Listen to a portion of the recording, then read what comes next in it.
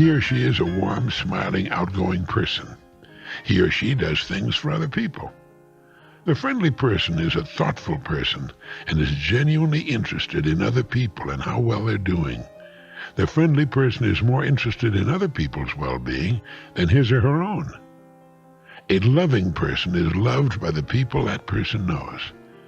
When you find the person whom you believe could be very special in your life, make it a point to get to know that person. If you're rejected, well, it's too bad, but at least you gave it your best shot, and chances are you won't be rejected. It's this simple. We get back what we put out. If we're friendly people, we'll have lots of friends, and we won't have too much difficulty in eventually finding the person we want to spend the rest of our lives with. It's important, I think, not to get in a big hurry where that one very important person is concerned. Here's a good place to take our time. A lifetime is a long time, and finding the person who's just right for you isn't always a simple matter.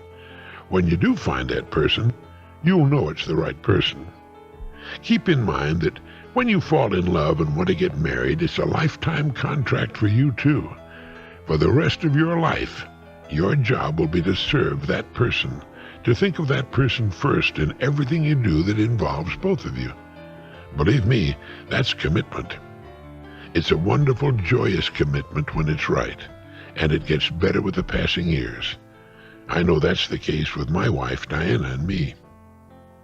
Here's the way to make sure it's right for you both. Before you marry, give it the test of time. If it's right, it will get better with the passing months. It will get stronger, and you'll both be sure it's right for both of you. Go together for a year, and if at the end of that time you're both adults and still sure, then you know you've been wise and mature about it.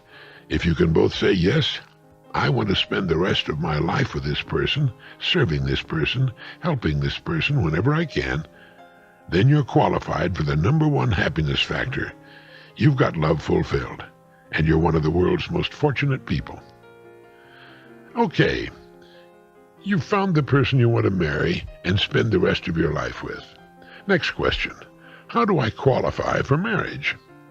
That is, from the standpoint of education, what can I bring to this marriage that will help guarantee its success?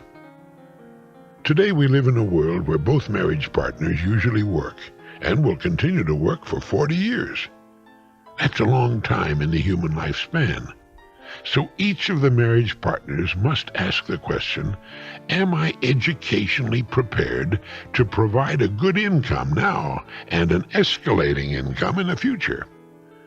It's another way of asking just how qualified am I to take on the responsibilities of marriage? Do I need more education? Would we be smart to wait a while longer before we take the big jump into that sea of matrimony? Am I educationally qualified to take on the responsibilities of parenthood, to set a good example for growing, learning children? Tough questions, but very important questions. If the relationship is solid, sound, it can be put on hold until educational requirements are properly met. In this way, neither of us will have the additional financial burden of marriage until we can afford it. After all, we plan to be married for 50 years or so. Well, let's be smart and hold off on marriage until we're ready for it. Then it will be just that much better. And after we're married, perhaps we'll want to enjoy just the two of us for a few years before thinking about having children. A child, innocent though it is, will dominate a marriage like a fat man in a telephone booth. The child becomes the ruler of the household, and all decisions must depend upon the child's well-being. Sure. Suddenly running off to see a good movie or going out to dinner or taking a weekend trip are things of the past. The child is suddenly in first place and will remain there for years to come. And until you're ready for that kind of dominance, it's a good idea to wait and get to know one another. Enjoy yourselves in the freedom of just the two of you for a while.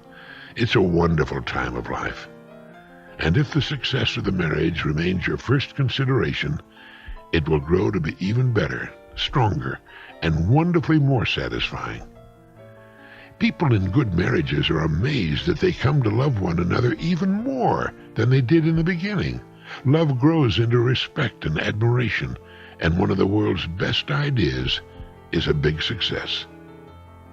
Nothing is as good for us as a good marriage. It's the best part of our lives.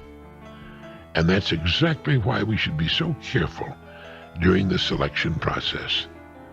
As young people, we may fall in love many times, love being nothing more than a wonderful infatuation of the moment. To know whether it's real or not, give it the test of time.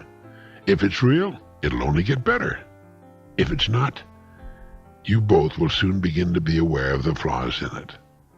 All of this is perfectly natural and a normal part of growing up.